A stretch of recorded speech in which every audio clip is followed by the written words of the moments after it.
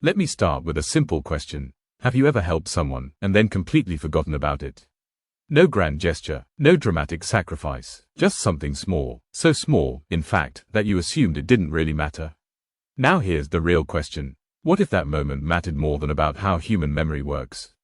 How kindness gets stored, and how, sometimes, it comes back years later in ways you never expect. A small moment, easily forgotten. There was a woman who used to take the same bus every morning. Same time, same route, same quiet routine. One rainy day, the bus broke down. People were annoyed, late, impatient. Among them was a young man, soaked, anxious, clearly overwhelmed. He was short on money and trying to get somewhere important. The woman didn't make a speech. She didn't announce anything. She simply paid for a taxi and told the driver to take him first. That was it. No thank you, no conversation, no follow-up. She went on with her life. And like most of us would, she forgot about it. Why we underestimate small acts. Here's something psychology teaches us. Humans are terrible at predicting long-term impact. Our brains are wired for immediate cause and effect. We understand big actions leading to big results. But small actions, they feel insignificant, so we assume they disappear. But they don't, they go somewhere, and this is where the story takes a turn. Not quickly, not dramatically, but meaningfully. Years pass, life moved on for the woman. Jobs changed, cities changed, responsibilities grew. Then one day, years later, she found herself in a hospital waiting room. Tired, worried, emotionally drained. A man approached her, polite, calm, familiar in a way she couldn't place. He said her name, and then he said something that stopped her completely. You probably don't remember me. That sentence alone carries weight, doesn't it? Because it usually means one of two things, a forgotten mistake, or a forgotten kindness. He reminded her of the bus, the rain, the taxi. He told her that ride changed everything. He made it to an interview that day. He got the job. That job became a career. And now, years later, he was the doctor assigned to her family member. The moment kindness returns. Now pause here, because this is where most people rush to label the story. Karma, fate, destiny. But the truth is quieter than that. What really came back was human memory. How the brain stores kindness. Psychology shows us that emotionally charged moments, especially moments involving care during vulnerability, are stored differently in the brain. They stick, not because they were big, but because they were felt. That young man didn't remember the money. He remembered how it felt to be seen when he felt invisible. And when we remember how someone made us feel, we remember them.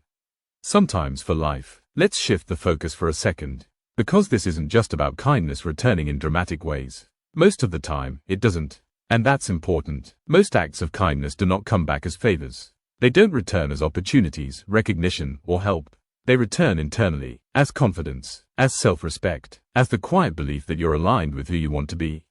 And that changes how you move through the world. Which, ironically, makes meaningful connections more likely over time. Not magically, behaviorally. When you act kindly, even once, you reinforce an identity.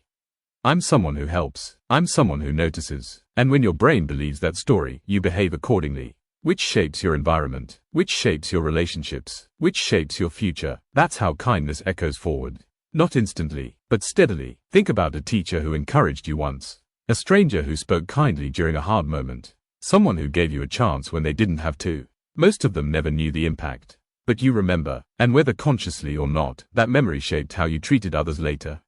This is how humanity quietly reproduces it. Self. So here's the uncomfortable question. How many moments like that have you already created without realizing it? Why we should stop keeping score. One of the biggest mistakes we make is expecting kindness to return on schedule. Same person, same situation, same form. That's not how it works. Kindness doesn't move in straight lines. It moves through people, and people carry it forward in unpredictable ways. Which means, if you're kind only to receive something back, you'll often feel disappointed. But if you're kind to stay aligned with your values, you'll always gain something internal. And sometimes, unexpectedly, something external too. There's a strange freedom in not knowing how your kindness will land. Because it removes performance, no audience, no expectation, no pressure, just intention. And intention is what people feel most. The woman didn't plan that moment. She didn't anticipate the outcome. She didn't even remember the act. But the kindness was still alive. Stored, carried, returned, not because she demanded it, but because humanity remembers humanity. So the next time you're tempted to think, this won't matter, they'll forget, it's too small, pause, because you're not just acting in the moment. You're contributing to a chain of memory, a pattern of behavior, a quiet culture of care. And you may never see the full circle. But that doesn't mean it won't close. The kindness that came back years later was never really gone.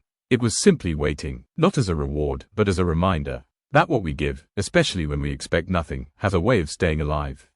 Longer than we think, deeper than we know. This is Fruits of Humanity, where small acts grow into lasting echoes.